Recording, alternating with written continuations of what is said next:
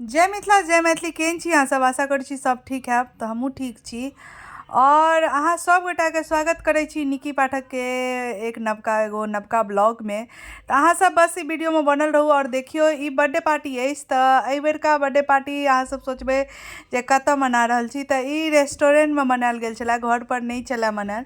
तो ओतै हम सब पहुँच गेलहुँ मेन्यू पर जकरा मेन्यू कहल जाइत अछि। तो ओतै पहुँच गेलहुँ और पहुँचला के बाद देखियो एतऽ बहुत लेट भऽ गेल छलै, तो 10 बाजि गेल छलै। तो तहन फटाफट हमसब पहुँचलहुँ। तो फटाफट पहुँचते देरी पहले केक कटल। तो एतऽ देखियो भौजी हमर मोमबत्ती जरा कऽ बैसल छथि और हमर अनंतो केक कटैके लेल तैयार अछि, लेकिन ओहिसँ पहिले कनि फोटो शूट हेतै तऽ वएह शूट भऽ रहल छलै। और देख सकै छियै कते बड़का फैमिली अछि। ई तऽ कम छोट फैमिली एखन अछि, एतबे जे पास में छलै वएह सब आयल छलै, दूर वाला लोक सब नहीं आयल छलथि। तो देख सकै छियै एतेटा। तो एतऽ केक कटिंग भऽ गेल और केक कटला के बाद अहाँ सब देखबै जे एहिमे एगो मैथिलियन जाके एगो रेस्टोरेंट में की सब करै छथि सेहो देखबै अहाँ सब। तो अहाँ सब बस ई वीडियो में बनल रहू। और एकर बाद देखियो सब गिफ्ट अनने छलखिन हेँ। तो सबसे पहले सब जा के सबसे पहले केक खुआल गेलै बच्चा का। तो केके खा के पेट भरि लेलकै। एते सारा लोग केक खुएलकै बच्चा के जे की कहू। जे देख सकै छियै बच्चा एकदम शांत ठाढ़ अछि और सब ओकरा केक खुआ रहल छै, मस्त में खा रहल अछि।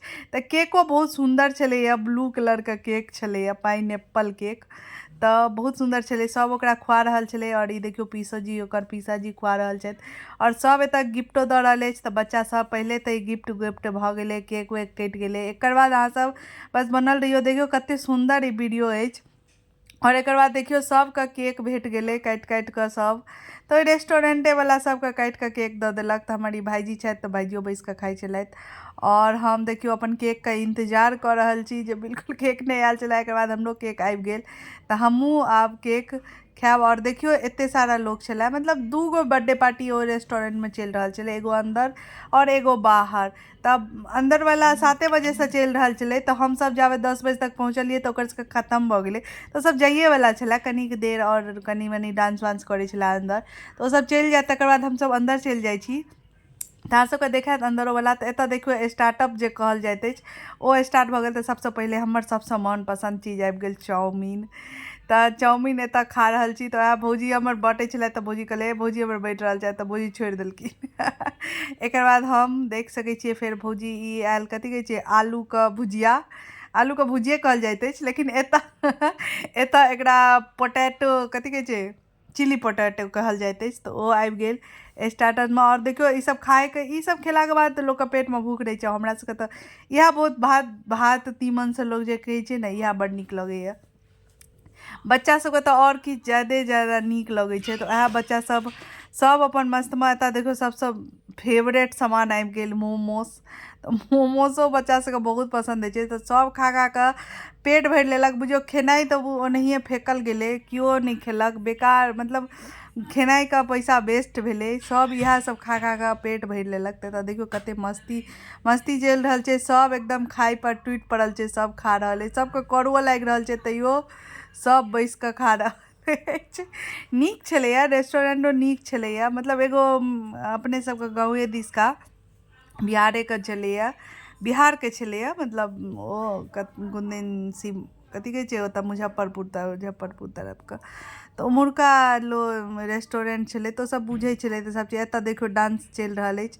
तऽ कनि मनि डांसो भेल। डांस पहिले नाश्ता भेल, नाश्ताके बाद फेर पचबैके लेल डांस भेल। और देखियौ हमर बच्चा सब एतऽ डांस केलक, सब केलक डांस।